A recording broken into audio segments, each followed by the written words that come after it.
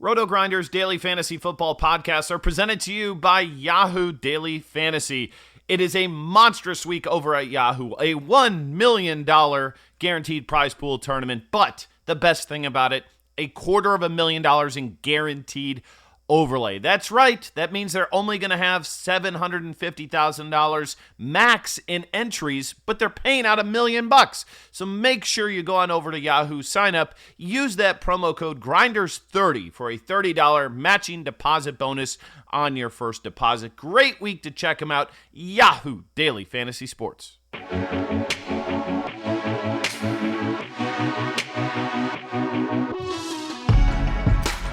What's the dog's name? Phil. We're recording. We're live. Welcome to the RG DFS Tournament Takes podcast. I am your host, Chris Kirkwood, known as Kirkdiese in the industry. I'm here with my two boys, as usual, Brett Hartfield, KillaB 2482, Yahoo Cup leader, still going, and multi-millionaire entrepreneur, John Surabian, JSURab. How's it going, fellas? I'm doing well. Probably not as good as JSU. He's coming from a hotel in Fort Lauderdale, so we'll see how he's already dropped off his connection a few times here. So we'll see. We'll see if it can last for the show. Yeah, I missed everything you guys said. Well, you got to listen tomorrow. Throw it to me. Yeah, I'll have to listen to it tomorrow. So I'm here in Florida still for the people doing this pod, even though hopefully my internet holds up, but doing it for you guys. If you're listening out there, root for me this weekend as I hopefully can pull out a victory in this championship. But, as Kirk said, or probably said, F him, he's already rich. So I started in, I introduced you as multimillionaire entrepreneur. Hey, what is the prize pool, and what's it for first place? First place is $2 million. I know that. The prize pool, off the top of my head, I do not know, but it's pretty big. It's pretty big. I think. How many entries? I have one. Yeah, but how many are total in there? 180. There's 180, and I think there's 105 people here. So, there's some multi-entry. I was told that there wasn't many people who maxed out entries, though. There might be a couple. That's it. Well, good luck. We're rooting for you. This is a beautiful slate. It's like I haven't seen a slate this good in a long time. So this is gonna be fun. Actually, this slate is so gross that we need a sweat to follow like you. So that'll help us out here. I had a good week last week, man. How'd you guys do? It was a good week for me. I broke even on Yahoo, but then won on my other three sites. So anytime I can go 3-0-1, I'm pretty happy about it. So crushed one of the sites and then had small wins on DraftKings and FanDuel. So I'll take it. Yeah, for me it was a down week. The only bright side to my week was I did have Amari Cooper. Who was looking great at halftime, huh? Unbelievable, yeah. Thanks. But he kind of saved some of my lineups, but I still ended up I did lose on the weekend. Man, so I went TY everywhere, so I was feeling great. And I recommended TY in cash on crunch time, TY. Anyway, so I hucked my phone at the wall during that Dallas Cowboys game, and it I thought the whole thing shattered. And my girlfriend was horrified, although then she said she really wasn't that horrified, that she's seen a lot worse than that. So the best part too is not only did you say your girlfriend was horrified in text message, but you then said your dog was looking at you like. Oh, my dog got scared. He was scared, and then he was quiet. He curled up into the corner. Then we started talking about smashing computers. Uh-huh. We started talking about who's smashing computers. Brett had a friend who had smashed like 10 laptops. He sent us a picture of it. I sent him a text message right after I heard that story. I'm like, hey, you got to send me that picture of all the laptops broken. And he's like, oh, yeah, I got a better one, but I couldn't find it. He had like all the laptops stacked up, like seriously 10 laptops stacked up, and they're all like just mangled left and right just because of online poker. Oh, true story. I smashed one laptop in my day, and when I just like to say that I did it right. I did it like a bat, like I was Yasiel Puig, and it was shattering the bat over my knee. I took the thing and just cracked it right on my knee when I lost a huge pot that was like an $18,000 online pot, and to like some bull, you know. Oh, that's great. And yeah, so that was bad. But other than that, only one. So your friend takes the cake there. I gave a nice straight punch. Yeah, shattered the screen. You know, it was a one and done for me. So you like did it better. You did it better on your only. Well, and I did it. It's like it's flappy. So I did it on the screen part because that's when you have. So I put it right to my knee and I just went. And like you're breaking a bat, but yeah. Instead, the thing is, like after you do something like that, do you feel good, or is it like, man, I'm an idiot? It kind of makes you laugh a little bit, like to yourself, like but what an animal you are, but like you can't control your emotions. Yeah, but like no, you feel terrible. You're just it doesn't really cure it. It's like if you punch a wall or something, like then your hand just hurts. Like right, and you just destroyed some property that you're gonna have to replace. Yeah, it's stupidity. But anyway, we're not going to be doing that this weekend unless JSU, if you lose in brutal fashion, you should break a laptop. I'm gonna throw my laptop off the 24th balcony, which is how high I'm up. So that's pretty far up. So don't kill somebody. All right. Yeah. So we're this week 15. I mean, it's crazy, right? That we're here already. Man, what a season. So this slate is disgusting. And what's even grosser is the little Saturday slate. So we don't have to talk about that, but we've got 11 games here. We don't have the big total games anymore, except we do have the New England-Pittsburgh big total games, but it doesn't feel like that one's going to be like a fantasy bonanza by any means, at least to me. We've got the Bengals and the Raiders game, two terrible kind of teams right there, you know, but that game could potentially go off there. And then you've got like a bunch of tough matchups. And then we have the Colts and the Cowboys with a 47.5. I think that's going to get a lot of ownership. But, man, there's just so many gross games like Jacksonville, Redskins, Giants, Tennessee. I mean, what do you guys think? I got one question for JSU, and this is going to go back to the championship. Do they lock lineups right when the first kickoff, or are you able to? I from past times when I had the NFL championship back in 2015, they did lock at 1. Right. Yep. So I'm assuming that that's the case. I'm gonna. Because it's an interesting slate where you have only 2 later games, right? But right. It's going to be tough to obviously play any questionable guys in those later games, like in your circumstance, if they lock right at noon. But right, like if Doug Baldwin's questionable going into like that game, it's going to be tough to play. That's the one guy that I was looking at too. Is Baldwin. Right, and and also it's going to be tough to play like a David Moore, or someone like that. If like Doug Baldwin was out, you could kind of pivot and upgrade, somewhere, but it's tough to do that. So I just looked it up. There's no late swap. Okay. Yeah, and there's plenty of questionable guys in that Seattle-San Fran game where you're going to want to know who's in and who's out. And if they don't report that until 90 minutes before game time, which, that's pretty standard, you won't be able to do the pivots. I'm team no late swap anyway. Oh, I'm a fan of late swap. You got to in a tournament setting, like especially if you are having a bad cash lineup. I get it all. I just hate late swap. I just like to be able to I was team no late swap always. I'm fine. I'll deal with it. But it's like, it just adds another dimension that, like, for you to get mad at. Like, for me, switching Chris Middleton in for Jason Tatum everywhere, then Middleton busting, or like Giannis busting. Then it just, like, then it gives you something to be mad at. I had a successful late swap on Yahoo last week. There were like guys that had me boxed out in lots of spots with a $12 wide receiver left, and so that was what I assumed was Taylor Gabriel. So I swapped out to Josh Reynolds, and Reynolds like outscored him by like 3 or 4 points, enough for me to jump these guys in tournaments, which was huge.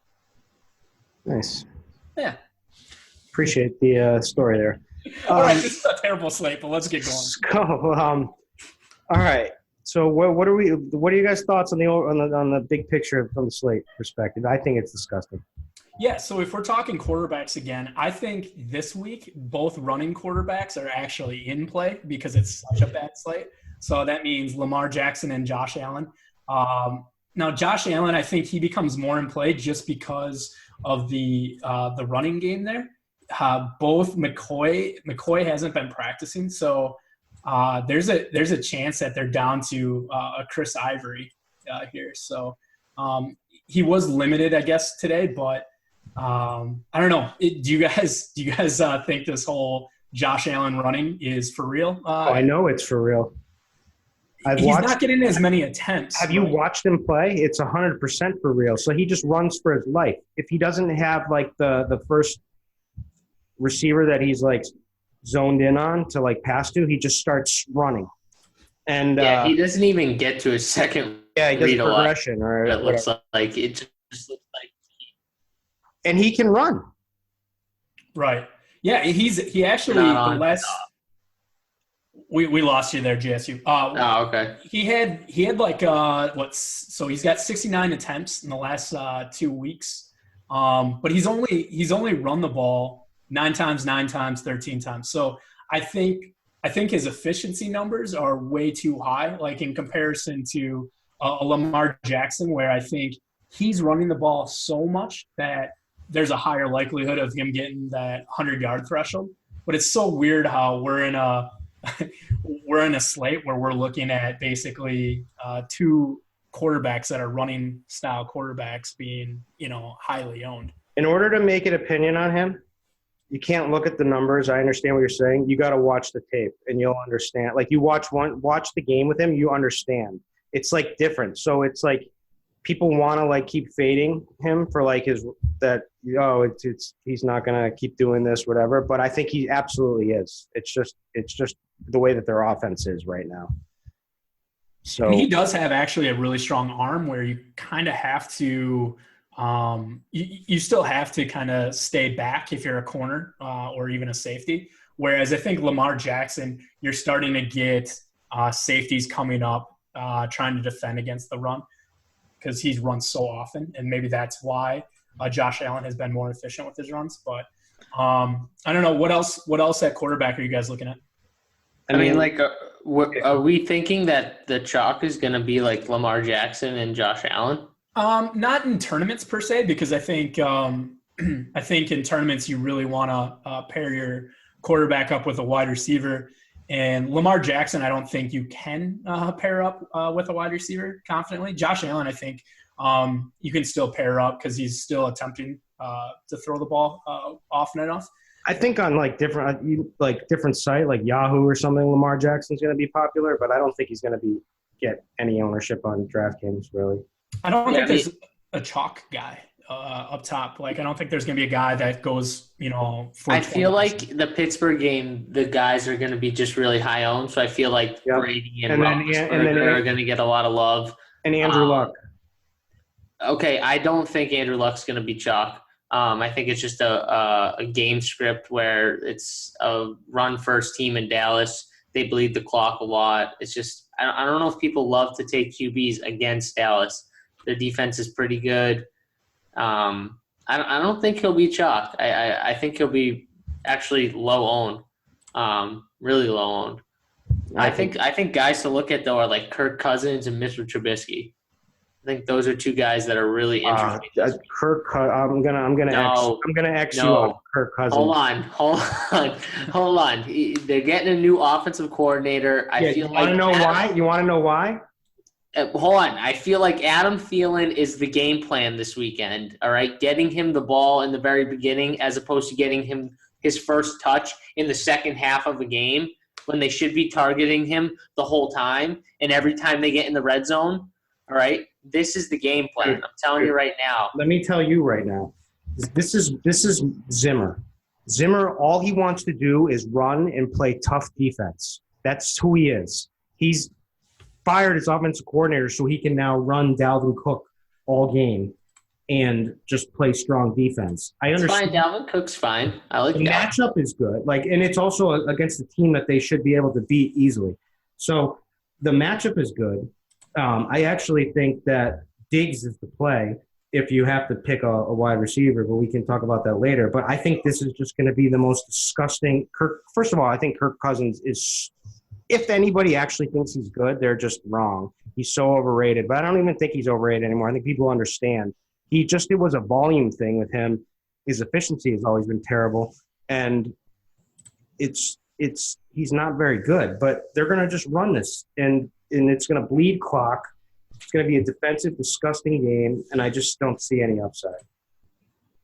Yeah, I don't know. I feel like they're going to try and put points up against Miami. I think they're going to open the offense up a little bit. I mean, Miami, let's see, the Dolphins, they're dead last in yards per play. So I guess I don't know where I want to invest in the passing game or the run game. I kind of agree Can we stop saying invest? We gamble, okay? We freaking gamble. Let's call it what it is. I'm with you. Let's call it what it is. I love it. This isn't the S&P 500. All right, so where we would like to gamble, either on the run game or the pass game, I do agree with Chris that they're going to try to instill the run game a little bit more. I mean, Dalvin Cook has seriously gotten no more than 13 carries the last 8 weeks. So and that's why they fired their offensive coordinator. And they should be firing him because Adam Thielen got one target in a half or no targets. I can't even remember. Quarterback matchup wise, they both get easy cake. Bobby McCain and then Torrey McTyer.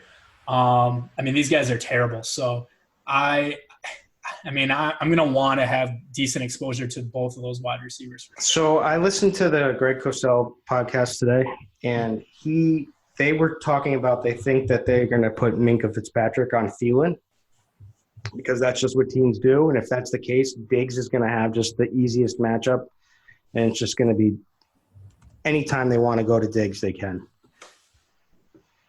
So that was kind of my thought there for him and I'm a big Diggs guy anyway in general. Minkah, they've moved around on the year, so he can go in the slot because Xavier Howard's been out of practice. It looks like he's going to be out again. Sure, it's interesting. I would keep an eye on that situation because these other corners just are terrible. So it's a definite spot that you want to have exposure to in a slate that's really bad. Yeah, I agree. Yep, that's how bad it is that we started off with Kirk Cousins. Mitchell Trubisky love? No? Yes? Anyone? Not really. I don't think I'm going to go there. Home against the Packers, I think this is just kind of I don't know. Now that it's December in Chicago, I just feel like this is going to be more of a ground type of game against the Packers. I could see a little. Yeah, I have a little. What about Mitchell Trubisky on the ground? He can run. It's true. I like his running upside, and I think he's just. I don't think he's that bad of a fantasy quarterback. I think it's not a bad matchup. Green Bay's going to score. I don't care what anyone says. Chicago's D is amazing. It is. It's the best defense in the league, and it's not even close right now. It's the best defense in the league. But Aaron Rodgers can still put up, 2 touchdowns, 3 touchdowns, make it, somewhat of a game where Chicago has to put up, multiple touchdowns to stay ahead of them. So I think This is a rematch from the one-legged Aaron Rodgers comeback victory. Remember that in the beginning of the season? Yep. And the Bears were handling them in the first half. Yep. Absolutely dominating. That was like Khalil Mack coming back with 3 sacks in the first half, and then he got shut out in the second half. I mean, let's just go. Like every game is just horrible. So we got the Falcons who just – I mean, they're playing the Cardinals, so that should be a good spot, right? So I'll give you a take. I don't know how popular on this slate, just because the running backs are priced so highly, but Zeke's at $9K. I think Dak Prescott is a good buy at 5,500 in Indy. Good gamble. I've already brought up that He's a good gamble. buy. We need the Jim Cramer. What was that? That show on CNBC? Yeah, something money. The button. Buy. But anyways, Colts are still the fastest team in seconds per play. So this is a spot where I would expect Dallas to get more plays than their seasonal average here. So I don't know, a spot where I think they're going to have to pass a lot more. So, I mean, always good when a team has to kind of come from behind. So expect the Cowboys to have to pass, which is also good for Zeke. We've seen how much Zeke is a part of this offense. I mean, the amount of opportunity that he got last week was ridiculous. Didn't get in the end zone yet. He was still the highest, highest point total on DK for Zeke. So one thing with Zeke too, and I brought this up last week with Tyrone Smith, and I think it definitely made a difference. Zach Martin's injured right now, so I would make sure to double check that news. That's a big loss if he doesn't play this week. I'm not saying Zeke's still a good play, but he's much better with Zach Martin on that field. So if he's out, that's a big loss. Just talking about Zach Martin and how if he's out, it's a big loss. We caught that. Okay. It's just a little choppy. Yeah. Hey, we got my dog. Hey, Phil. Yes. Get over here. Relax. Let's get Phil on the pod. Phil needs to sit on the lap of Kirk the entire show. Here he is. So are we sticking at quarterback here, or do we want to hop on over to running back? I mean, it's did we find a good quarterback in this whole conversation? I tried to bring up Matt Ryan. Any thoughts there? Just because it's I think that it's Arizona, and they're just awful. Arizona. I think that Arizona it's not like an amazing matchup, but they're at home, and I think Tevin Coleman, even though I can't stand his usage like in the running game, I think he's going to get some passing work. I think the running back's going to get some looks. Don't be surprised if they use him in the screen game. Patrick Peterson covering Julio Jones. I could see Tevin Coleman in the passing game. That's a deep tournament play, obviously, but yeah. Sanu as well. Yep. So you have to have Arizona keep pace in this game, and I just don't see that happening very often. But if you are going to run out an Atlanta stack, I think you got to bring it back with a DJ. I think David Johnson's banged up. Yeah, well, he is. I mean, he's questionable. I know. I just don't. I'm just getting off. I'm just off of this. All right. Why am I on David Johnson the week when you guys aren't? You guys are David Johnson lovers. I'm not a David Johnson guy. I can't take it anymore. It's the matchup, though. It's the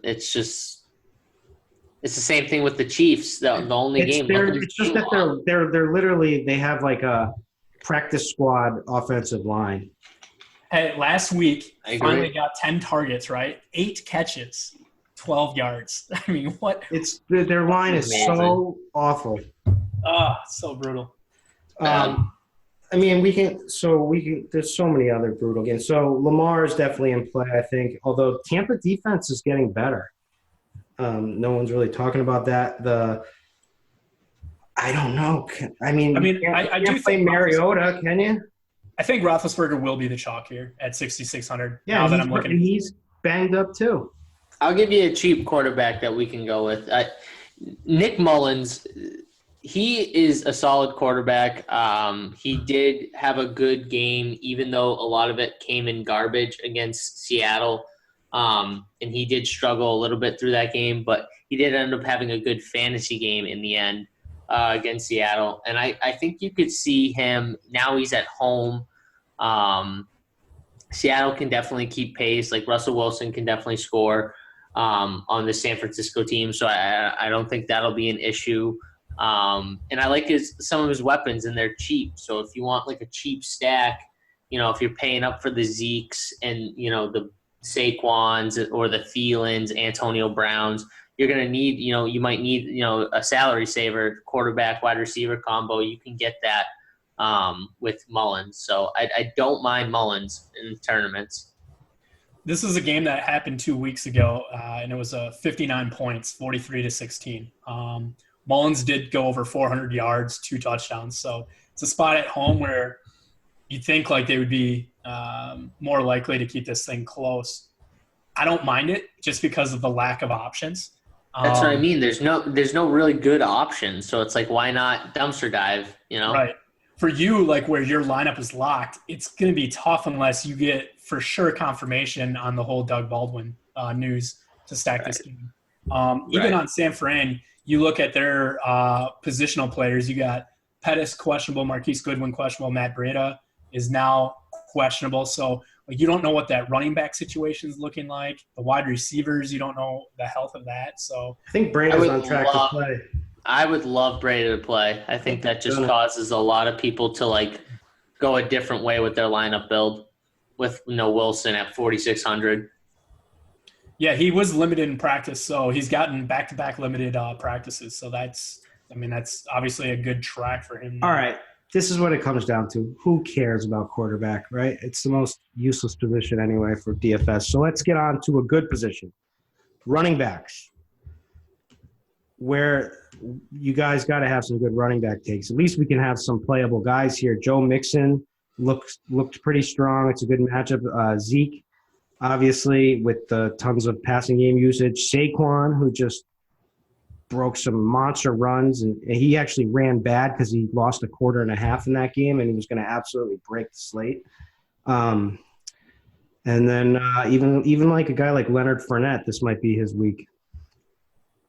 Yeah, so I think Joe Mixon stands out as to be the chalk running back this week at 6,100.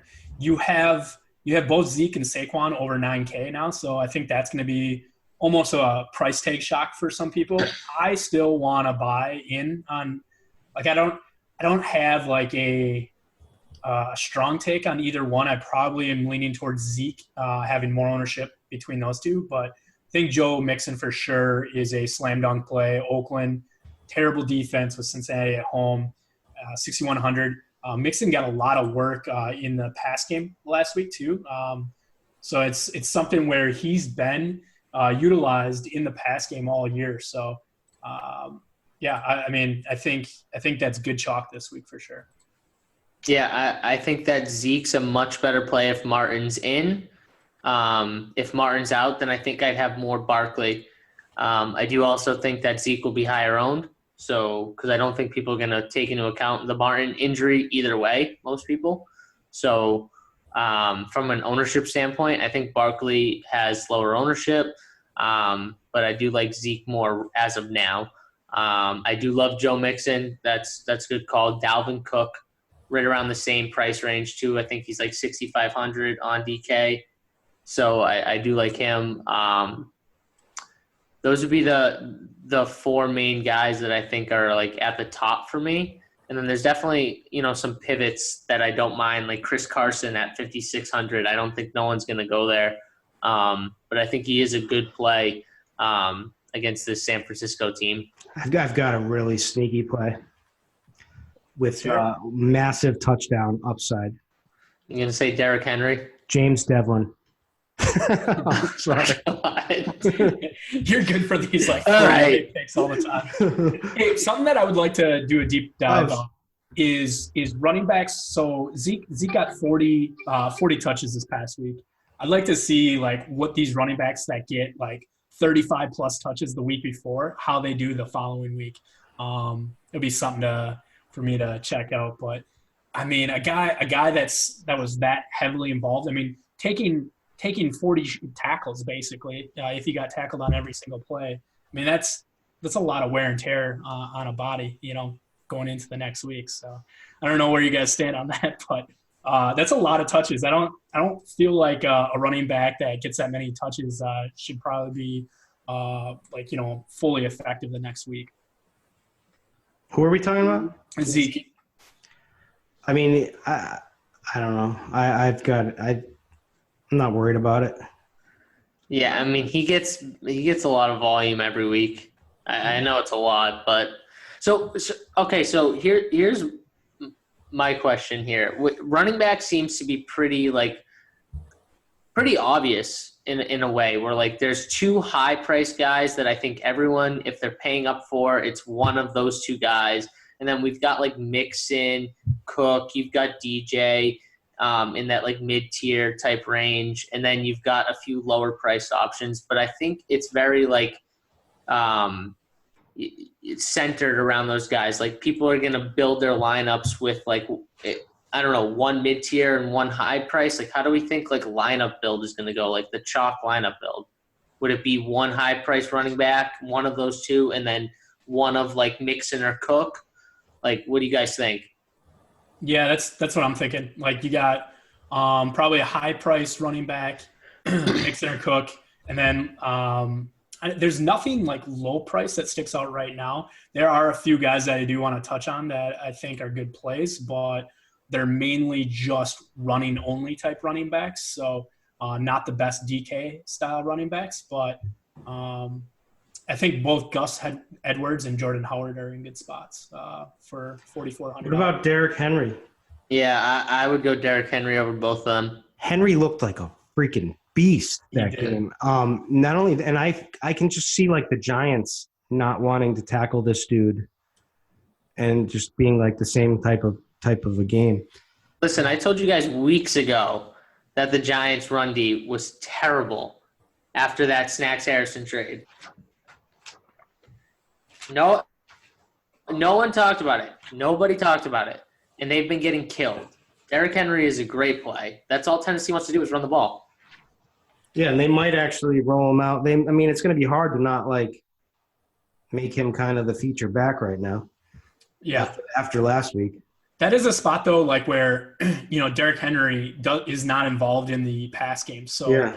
Like if the Giants were to get up to a 2-score lead, Derrick Henry is basically kind of just shut down because any passing type of drive, they're going to have to, get him out of there. Yeah, I agree. What do you guys think of Gus Edwards home? Obviously you got Lamar Jackson going to be somewhat chalky. Kenneth Dixon now. Yeah, I don't know. Gus Edwards is still getting a lot of work. Said, I guess he only had 16 carries last week, but 21, 23 the weeks before. It's just a lot of attempts on a defense that is terrible in like their own right. So I think Baltimore can win this game easily by 10+ points. So I think it could be just a total Gus Edwards in the second half here. Being a parent can be really challenging. Child and Family Resource Network focuses on connecting pregnant parents and those with kids under the age of 5 with free support services to help them on their parenting journey. Everyone deserves someone they can turn to for help with parenting. Visit childandfamilyresourcenetwork.org today. Yeah, I think Dixon scares me in the red zone. So I don't know. I like Gus Edwards, but Dixon's not bad. Like he's actually a pretty good running back, I think.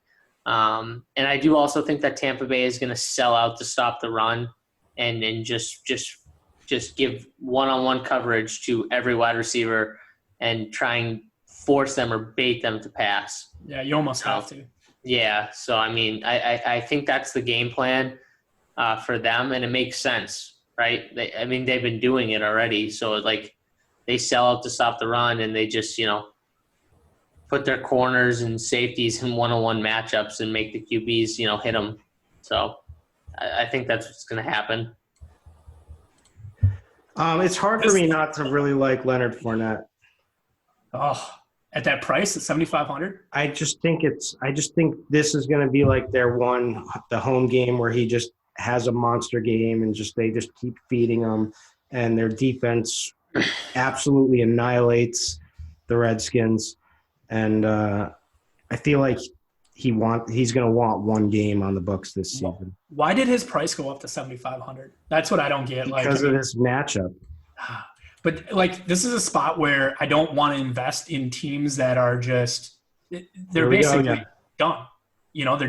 They're invest. I don't want to gamble on teams that are done for the season. And this is a team that was a playoff contender last year. I don't know, man. I'm not going to buy in this Jacksonville situation offensively, just because of I think they're done. I am. I think when they're at home, it's different. Yeah, I don't know if I can buy Fournette.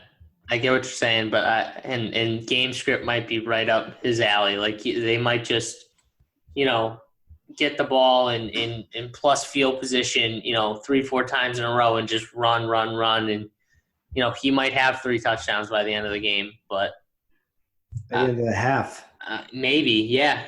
Honestly, he could. But I just can't do it. So the Bears' defense dominated an elite Rams offense last week. If that is to happen again, Jordan Howard becomes a great play versus. Hold on. There's an asterisk. Hold on. There's an asterisk on that. So the Bears dominated Jared Goff, who plays terrible in cold weather. If that game was in LA, it would have been totally different. Don't give me Aaron Rodgers is a really good quarterback, and trust me, he's used to playing in cold weather. That's not going to. We're just blaming this on the cold weather. This game is not on the slate. I believe. Wait. Yeah, it is. What? Yeah, it is. It is? I thought it wasn't. Yeah. I thought it was only on Yahoo. Why do you think I brought up Mitchell Trubisky earlier? Wait, hold on. Oh, no. I thought you were talking about Rams. No. I was just talking about how you're talking about last year. How Jared Goff, because he said they dominated the Rams last week, the defense. So I was just talking about how Jared Goff, he's not used to throwing and playing in the cold weather. He's not. Aaron Rodgers. I believe. For what it's worth, I believe in that too. I don't. Yeah, I'm not buying that. I think that's a big deal. I really do. If that game was in LA, I think it's a different game. I'm not saying the Bears. He was awful. Isn't good. I think it's different. He looked terrible. Yes. All right. Shit. Where were we? Wide receiver? We going to wide receiver now? This is definitely our worst week of the pod. Yeah. This whole terrible. It's terrible. I've been going in and out for the last 30 minutes or whatever we've been doing this pod for. I mean, we gotta stop doing it so long too. So we're gonna end this one soon, very soon. Okay. Let's just touch on. Let's go. Another guy that I think is going to be somewhat popular at running back is Jalen Samuels. He did dominate the timeshare with Ridley last week. He outsnapped Ridley 48-8, carries 11-5, and then he ran terribly bad because of Ben Roethlisberger getting hurt. Yeah, he was on his way. He was going to have a big game. No doubt. Why did they leave? That was such a weird situation. They left Roethlisberger, who looked like he was ready to come back in, to the very last second until they almost had to bring him in, and he seemed fine. He went back and took pain meds. No, he was on the sideline the whole time. They reported that he took pain meds. Right, but he was on the sideline the whole time. Looked like he was able to come back in, and then leads them to that touchdown that tied the game, and then they obviously ended up losing. So. Yeah, I like him, but let's talk about Saquon quickly. Where are we at on him? Because, this dude's a beast. Tough matchup. Yeah, so, I was on Saquon last week mainly after the Odell Beckham news. Just assume, his usage would be higher, that a lot of the offense would run through him. This week, I think at that price tag at 9,400, Tennessee is still not a defense that I want to attack. And if Odell's back in this offense, I think Saquon is a little bit of an easier fade for me. Yeah, I I hate saying this. I kind of like Odell if he's back in. It's a perfect matchup against these corners. They don't track the deep ball well. It's a double move for a 50-yard touchdown. Odell Beckham. I can just see it happening here. There's one problem with that.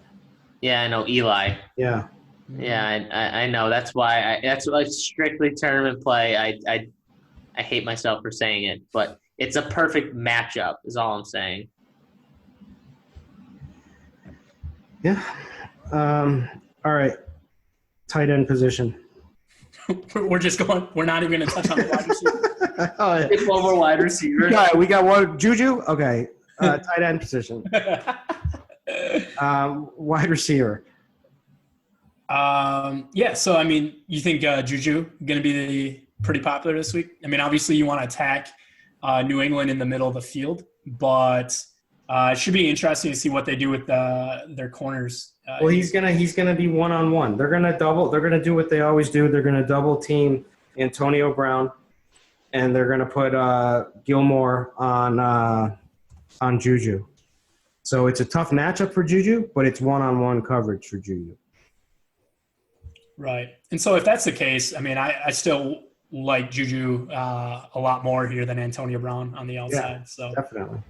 I think exposure to this game is kind of necessary. I mean, in a slate where you just have a lot of terrible options, I think this is a spot where I don't mind even New England, like James White, Julian Edelman in the slot. Pittsburgh's a lot softer inside too. So yeah, I mean, Edelman, James White on New England, and then I don't know, probably Juju. Like I don't have a good feel of what I want to do with Pittsburgh yet. Feel a lot stronger with Jalen Samuels' role right now. And then you get the Cleveland little narrative, former teammates Hayden and Josh Gordon going after each other. Yeah, that's a good point. Yeah, that's a good one. Any you like that at all? Josh Gordon? Yeah. No one's gonna play him. He's gonna get no one. Well, I don't know. Is no one gonna play him? I mean, because of the matchup. It'll be the highest owned game, I think. On this, Edelman's gonna get all the ownership. His price is so high, though. It's. Yeah. I mean, you're probably right. I mean, I don't know. Maybe no one's gonna play him. I mean, I love Gronk. I think. Going back to your boy Gronk. Yeah, he looked really good on that Kenyon Drake play at the end there. Looked awesome. Looked healthy to me. Hey, he crushed it though. I mean, offensively, he got the job done. Caught all 8 targets. I don't want to hear it. His fantasy game was great. Somebody called him a surfboard or something like. Hey, he doesn't get points for tackling. Okay. It's all that matters. Twitter was blazing up after that. It was pretty hilarious. Like all the tweets on. Listen, I wasn't even mad. I'm a Pats fan. Put him out on the field. I didn't even get mad at that play. I thought it was awesome. Like that. I just had to, give it up. Last week's slate was awesome. I mean, plenty of overtime games. That last second play. I mean, it was a good week of games. It's the complete opposite of this week. It's going to be terrible. It's going to be like a bunch of 15 to 12 games. No, last week was awesome for till the second half of the Cowboys game. No, when Amari Cooper caught that third touchdown. No, just the fact that it went to OT. I lost $10,000 on I mean, I made money. I made good money, but it dropped me $10,000 by Zeke going into overtime. I'm sure everybody's crying about that for you. And so that game was so frustrating when they hit Aguilar for that bomb down to so that you knew it was going to go to OT, and then the stupid who was it? What announcers were doing it were stupid. They're like, he's going to go for 2 here, and then they kick the extra point immediately. Let's not get into announcers. There's way too many bad announcers. Oh, great! Shout out to Dean for that picture and the booger mobile. Booger mobile. That was such a good. That was a good tweet. That looked like. I mean, that legitimately looked like he was sitting in the booger mobile. That was a pretty good Photoshop. Yeah. So wide receivers here. I mean, I don't know how popular Kenny Stills will be, but like in Minnesota stacks, I think Kenny Stills makes a lot of sense. He's had a 28% target share the last 3 weeks there. Because he was the squeaky wheel a couple weeks ago. Yeah, this is a spot where I'm going to have definitely Minnesota exposure, so I know I'll be bringing it back with Stills quite a bit. You guys are. If you just don't put Cousins there, just only take Diggs and just load up with Cook. See, I'm a feeling guy. I'm telling you. I'm probably not going to play Cousins. I do think he's not a bad play on this slate where there's really not many great plays anyways. That's all I'm saying. I don't know if I'm going to play him, but you just jumped ship on your Cousins take. No, I don't sound mind like Killer B the other day when I was doing the Yahoo show. And I'm like, Embiid is a must play. And he's like, I disagree on Embiid. And then the lineup's locked. He's got Embiid in his lineup. There was so much value that came out after that show. By the way, DeAndre Jordan was the play, but even though he sucked, he was not the play tonight. Anyway, just had to get that in there. All right, other wide receivers. Okay, so I think T.Y. Hilton's going to be the chalk, but I don't know if – I think I'll be under-owned for T.Y. this week. He's obviously been phenomenal the last how many weeks here. I gotta keep riding him. I can't get off now. He gets Byron Jones, who's yet to give up a touchdown in his coverage. Now, I don't know how often Byron Jones will be on him, but where they normally line up, T.Y. will have the highest percentage versus Byron Jones. So, that's a one big thing. I don't know. T.Y. can beat any of these guys. T.Y. is a speed guy. These corners are big, bruising corners. They're good, but they're going to have trouble with a speed guy like T.Y. Now I worry about his ankle a little bit, like if he is hobbled and hurt, but he's in the dome, so I'm not really worried there. The interesting thing I heard today on the podcast was that they used Jones on third down to cover Ertz. Byron Jones mans on Ertz on third downs last week, and they were speculating that they may do that again with Ebron, and nobody's talking about that. Yeah, that's something. Ebron's going to be a chalky tight end play. That's the good part about Indianapolis. You know where their targets are going to go with Ebron and Ty. If Ebron does get covered by, Byron Jones quite a bit, I really, really like Ebron exposure. So that's the way I'm playing it right now in my head. Is if I'm paying up, currently I'd be buying Ebron. Yeah, I don't know. For wide receiver, I'm looking at more cheaper wide receivers. I just don't want to take T.Y. when he's chalked against a Dallas defense that's pretty good. They got two pretty good corners. I'm fairly certain, even though T.Y. he's a speedster. The ankle injury worries me a little bit, but just chalk T.Y. If he was going to be, lower owned because of the tough matchup and stuff like that, I could see it in tournaments, but he never gets enough. He never gets the ownership. Like Tyler Boyd to me is a really good pivot, and I like him a lot. I think that people aren't going to look to him. Jeff Driscoll is literally that's his favorite target. Him and Joe Mixon, these two guys are the players he keys in on in the passing game, especially Boyd though. So I love that, concentrated, that those same idea, those targets are going there and it's against a bad Oakland team.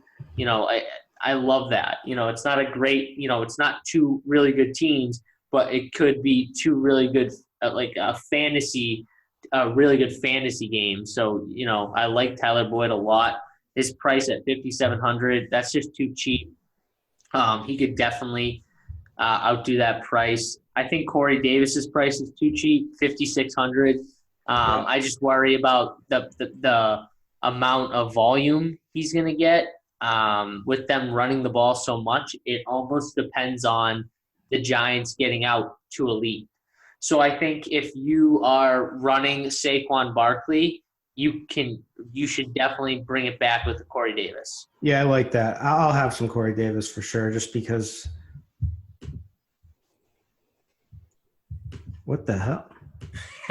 You do need this game with the Giants, I think, taking the lead, because if this is a game where Tennessee gets up on top, it could just be a total run, ugly game. So, but I'm in on Tyler Boyd for sure. So I think we're all three of us are in on Tyler Boyd. So I like that. Oh God, I don't like when all three of us are in agreement.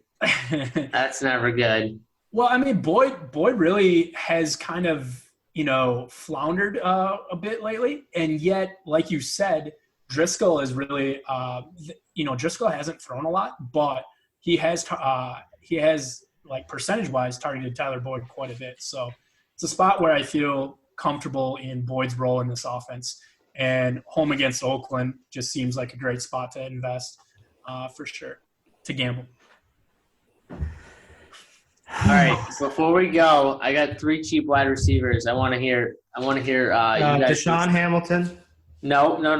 They're in the fourth game. Dante Pettis. Yeah. So Dante Pettis, Randall Cobb, and Mohamed Sanu. Rank those guys for me.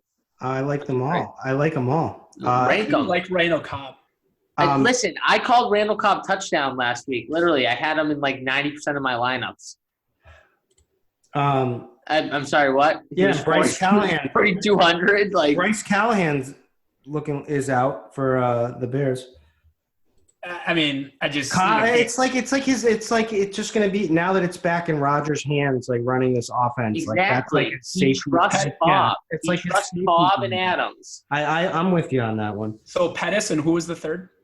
It was Sanu, Pettis, and Cobb. Rank those 3. Okay, for me it would be Pettis, Sanu, and then Cobb. Okay. Sanu, Pettis, Cobb. Okay, so you like Sanu over Pettis? Yeah, I like all 3 though. Okay.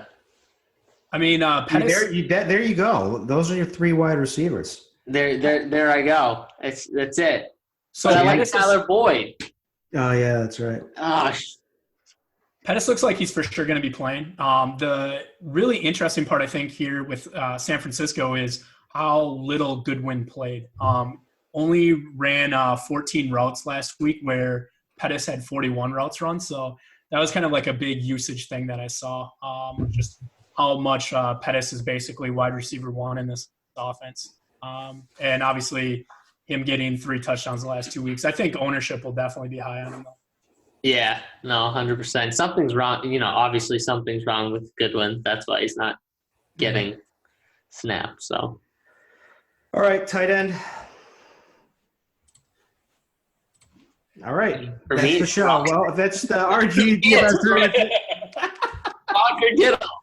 So I think Eric Ebron should be the top here at 5,900. Like I don't think I'm gonna want to go up too much at wide receiver.